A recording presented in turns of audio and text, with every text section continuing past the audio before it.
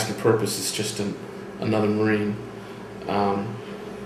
So the XO's bringing everyone in, giving all their assignments and stuff, and I finally ask, and he says, I asked, hey, sir, do you know where I'm going? He goes, oh, well, we need to give you some more time, observation time, we're gonna give you some XO time.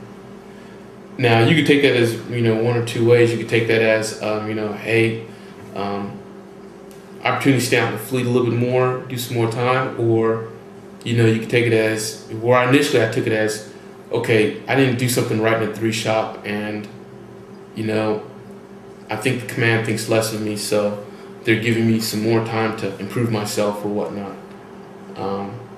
Which I was not at all happy about that. So after hearing that, I thought it was going to be, honestly, I thought the way the direction was going was I was going to be a 3 alpha throughout the majority of the deployment, and then when we got back to CONUS, I would be in XO for like 6 months to reconstitute and go like that. So and go off to my B billet. And with that mindset, I was very unhappy, and I wanted to just say, this is not what I set up to do in the Marine Corps. I was all about getting out. And here's the funny part, how the XO job came up. General Mattis was coming down to Karbala, and before OIF2, everything was very PowerPoint presentation. Anytime a general came up, you fed him a PowerPoint presentation. I get this, Frago, this tasker from the 3 to set up this proxim and all that stuff, and I'm rambling to I'm like just pulling all kind of things to put this thing together. 5 minutes to go, he's pushing ahead of schedule, and he goes, just leave it there. And I said, sir, I thought you want to have this. He goes, don't think when you think it hurts the team. Don't think, just do. And at that point, I'd snapped. I said, you know what? I've had it. And then Captain Gannon saw that I was fuming pretty badly, and saw that I was just about, real close to wanting to have that desire to want to pull my pack. And looking back at it, it was a stressful time. So I should have taken it with a grain of salt. And he basically told me, he understood, how I felt, and how I was being operated in 3 shop or whatnot.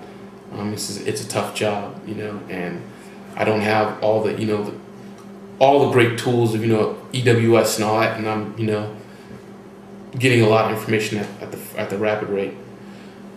Well, after he finally calms you down, and I'm finally cool with it, 24 hours later, he comes over and says, pack your trash, effective immediately, you're now the company LXO. Because my other roommate, who was the company XO, got his acceptance to Monterey Naval Postgrad School, so they need a person to fill in.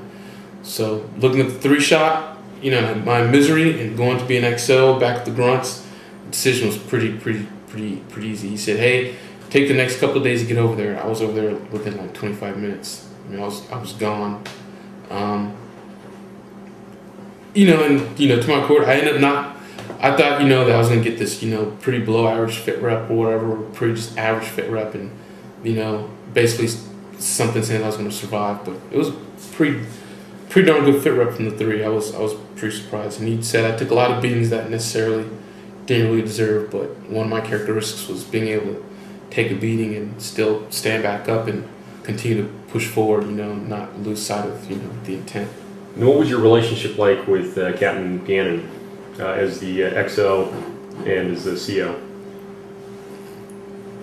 I can say probably the most closest relationship I've ever had with any Marine officer, period, or any senior officer. They tell you, you never should get close to anyone in the Marine Corps, or you should never get too close to a fellow Marine, and the fact that you might lose them or whatever, or you might have to make a difficult decision. But I don't know, Major Gannon and then Captain Gannon was just one of those individuals that you just had to. You probably hurt more if you didn't, get to know him or get close to him. But he's the kind of person, if I were to get out of the Marine Corps, I could have him, he could definitely be a friend. You know, he could, quite honestly, he could be a godfather, of my kids. Just a good friend of mine, Major Schreffler, is the godfather of his son. I'd look at Major Gannon the same way. He's just that guy. He's a mentor. He was a teacher. He was a friend. He was the kind of person that if you failed him, you felt bad. You know, you couldn't. You expected yourself to give yourself to him, give your very best of yourself to him. What were some of his best qualities? One that he could, when he gave you a task, he would always give you a task and purpose. And anything that he gave you, any guidance that he gave you, he ensured that he pushed out to you how important it was to him, which I've never seen from any other officer that I've worked with. Can you give an example of that? Such as like what kind of things would he say? Well, he would say, hey, so I'm thinking about doing this, this range out in American Mine. I want to build a range. This range is very important to me because we've been doing, SASA training. I want to get back to the conventional side. I want to get back to some conventional training. So I need you to go out there. 3 days early to build this. Or, hey, I need you to go on an advanced party, 3 days, before, a week before everyone else leaves, with the company commanders, so that you can get a fair assessment of what's going on, What was your opinion of the training that Lima did before deploying for OIF-2? So what about the CACs before OIF-2? Well, we didn't really have it. We didn't have a CACs. All we did was lane training with 1-7, and then we did some SASO training, which is now Mojave Viper, and we did that down at March Reserve Base. In fact, we were the first unit to go through. What was your opinion of the SASO package?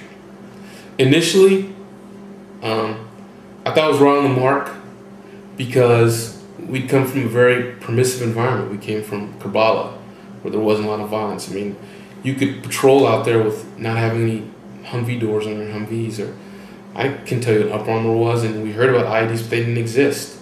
And it was a lot of waving and smiling, and a lot of waves back.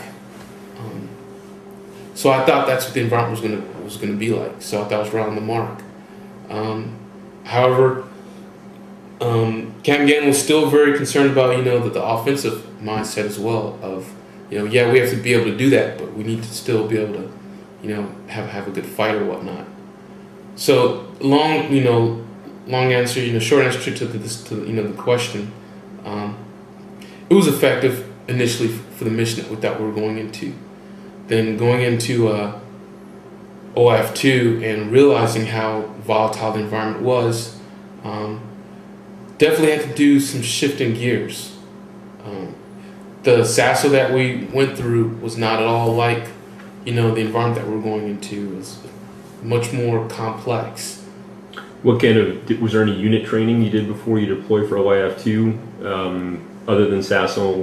We went out to American Mine. We went out to American Mine, and we went out there for 3 days, and we did a both squad level and platoon level training. We didn't do any company size level training. There just wasn't a lot of time. I mean, we got back in October from leave. We found out we were going back over, and we had to reconstitute really quickly just what we had. That American Mine training was the best thing because it made us realize how much SASO, it's not about how much lead or how much ammo you throw down range. It's, being like the surgeon and making precise hits at a specific time. After doing that, our gunnery wasn't as aggressive. We weren't getting that overwhelming firepower that we wanted to. So good thing we went through American Mine and we were able to say, hey, get that SASO mindset out of your brain. These targets here downrange are, no kidding, hostile enemy. You gotta shoot them, or they're gonna kill you. And that's what we did. So we went out there and we worked on gunnery, we worked on squad level 2 training. And what was your relationship like with